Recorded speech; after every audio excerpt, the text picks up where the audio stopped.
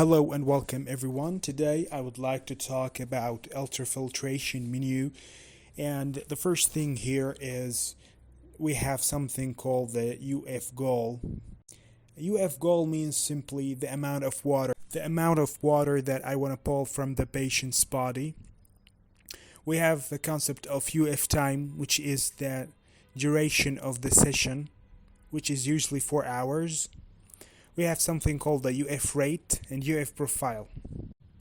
The dry weight of a patient, it's the weight that I should have after the session of dialysis without any side effects, such as low blood pressure, or the patient feeling thirsty, or shortness of breath, or spasm, muscle spasm.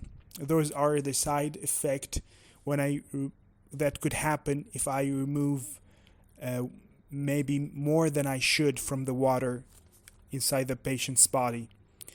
And there is a rule that says that the water, the amount of water that I'm going to pull from the patient's body shouldn't be more than 5% of the dry weight. For example, if our patient was 60 kilogram, therefore I'm going to count 5% of 60 gram, which means I should pull less than 3 kilogram. And I have to remove the exact amount, not more and not less. And I talked about a device called BCM, Body Composition Monitor, which makes me able to count the amount of water inside the patient's body. First of all, there's concepts related to this device, which is first total body water, extracellular body water, intercellular body water, and eventually this process takes about 2 minutes. And of course, there's no surgical tools when I use the BCM device. There's no surgical tools. It's very simple. Takes 2 minutes, and the principle it depends on the electrical resistance of the body. That could be depends on the amount of water that exists in the patient's body. The idea is very simple. I'm gonna make a electrical current go through the patient's body. I know the voltage value, and I know the value of the current. Therefore, according to Ohm's law, V equals to I times R. Therefore, I could count the R, which is the resistance of the body, to make this current go through the body. And depends on the value of the resistance, I could know how much water. So I could know, depends on the resistance of the body, the amount of excess water inside the patient's body. And there is some concepts which is ECW, which is a small current that go through outside the cells. And I have ICW, which is high current that go inside the cells. And the idea here, I could use it, I can to use two electrodes. I'm going to stuck them to one side, means one electrode in the right hand and one electrode in the right leg. And I'm gonna make the current go through, and I know the amount I know the amount of voltage that I'm applying, and I could calculate the resistance, and I could know how much excess water there is inside the patient's body. Now I want to talk about something different, which is how I could say if my dialysis session was useful, was efficient or not. There's actually some ways to decide. Depends on some quality indicators of dialysis, right?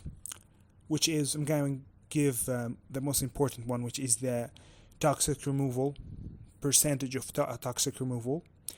Second, we have the cardiovascular complications, whether the patient was during the procedure suffered with something related to the cardiovascular system, low blood pressure, anemia, etc. Thirdly, the anemia status, acidosis status, nutritional status, blood pressure control, vascular access functions. Those are actually the basic, the most important inductors that I'm going to use to decide whether my session was efficient or not. I'm going to go through the most important and most famous ways. First of all, I could decide depends on the amount of urea removal. There's something called URR, which is a percentage related to the urea removal, which is given by the following equation, which is pre-dialysis, the urea pre-dialysis, minus the post-dialysis urea, divided by pre-dialysis, also for urea, all times 100%. And this percentage should be, if it was more than 65%, means my session was effective. All right, it was useful. It was actually good. It was useful for the patient. Okay, if the percentage was less than 65%, means the session was not efficient enough. And the more the number, the greater the number, the more it was efficient. There is also another way, which I think is more famous, which is the factor of KT over V. All right, we're going to calculate those three barometers. First of all, T is the duration of the session of dialysis in minute. V, which is the volume that the urea existed in, which simply it's the same, almost the same amount of blood existed in the patient's body. Then we were left with K, which is the volume of blood that was filtered from urea. The unit here is milliliter per minute, and K depends on the filter and the device itself. And when we calculate this proportion, this ratio K times T over V, if it was bigger than 1.2 or 1.3 or 1.4, I have three values because it depends on the research, but in generally they give you those three, 1.2, and what actually means, if it was bigger than, let's say, 1.2, which means the session was useful, was actually it was useful for the patient, it did its purpose. And what it means, for example, when I say this ratio was more than 1.5 or 1.4, if it was more than 1.4, it means that I purified 100% and 140% of the blood. Means the whole blood was purified 100%, and also 40% of the blood was also purified twice. Okay? And so, for example, for this reason, I have to purify the whole blood, and for the next circuit, I purify the same blood, some of the blood twice. This is actually this ratio should be more than 1.2. Alright, so if I want to talk about the factors of urea removal, it depends on some factors. First of all, the type of filter, the blood pump speed, the dialysate flow rate, and the quality and the proportion of mixing ratio. And finally, fifthly, something related to the ultrafiltration. Because during ultrafiltration, some amount of urea would be removed as well. Okay? Even the purpose of ultrafiltration is not actually removing urea, but through the process, some urea would be removed as well in the process. So this is just a notion I would like to clarify. Now I'd like to talk about something called the stages of kidney failure. Actually, the stages of kidney failure is 5 stages. Okay, let's start with a normal. For a normal patient, And how I could decide if the kidney reached, if the patient would actually has kidney failure. For a normal person, it depends on the amount of plasma that is actually being purified from the kidney for 1 minute. So the amount of plasma that is being purified from toxics in normal kidneys is between 90 to 140 90 to 140 milliliter per minute. This is in normal and healthy kidneys. But during the 5 stages, this actually range decrease. And when the patient reached the final stage, the 5th and the final stage of kidney failure, the amount of plasma that is being filtered by the kidneys for 1 minute would be about 15 milliliter per minute. So actually, the kidney still works even when they have kidney failure, but it's not efficient as it used to be in a healthy person. And when someone reached the final stage, and the patient would swiftly move from one stage to another without even feeling it. So he just find himself finally end up with kidney failure. And when the patient reached the final stage, he should start attending dialysis session, okay? Because his kidneys are actually not working. Now I would like to talk about some notes, different notes actually. First of all, it's very important when we talked about the conductivity, the relationship between conductivity and prescribed sodium. The relationship between them, that actually if we divide the prescribed sodium by 10, we should have the conductivity. Almost true. If that was the case, it means things are good.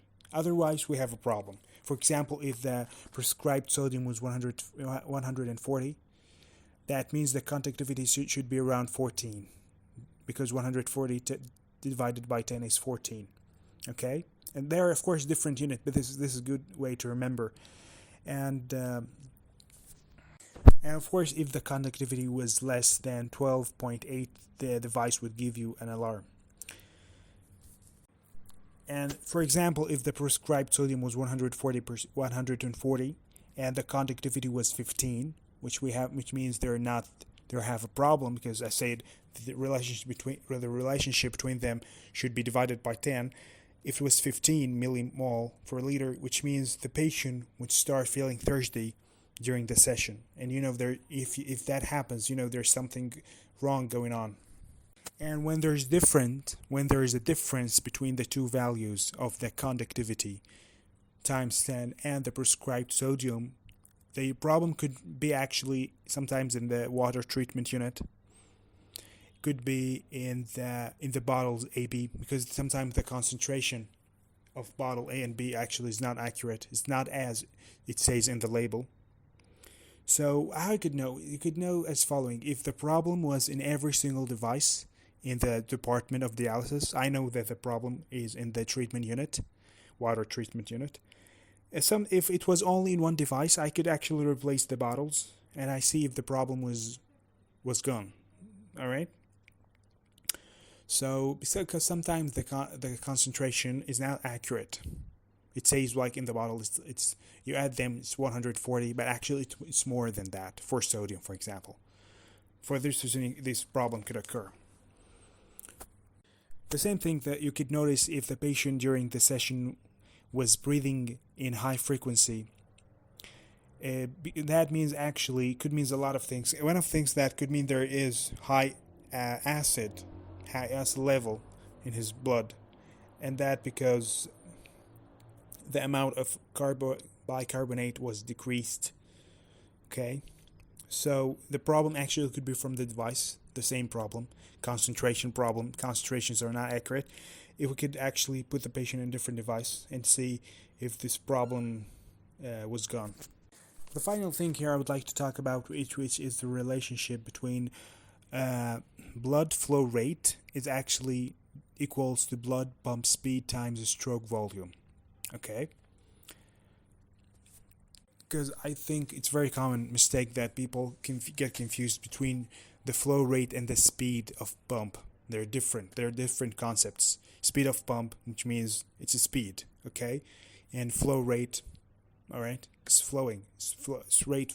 So it's different things. It's different physical concepts, and a lot of people get confused. They say, "What's the speed of the pump?" They actually mean the flow rate of the dialysate. So be careful. You have to differentiate between those two concepts. I think that's it for this video. I don't want to make these videos long. The next videos, God willing, in the next video I would like to talk about the boards in the device, and I would like to talk about the screen and the buttons in the screen, around the screen, and I would like to talk about the boards, the electrical boards that exist in the device. Thank you so much for listening, and goodbye.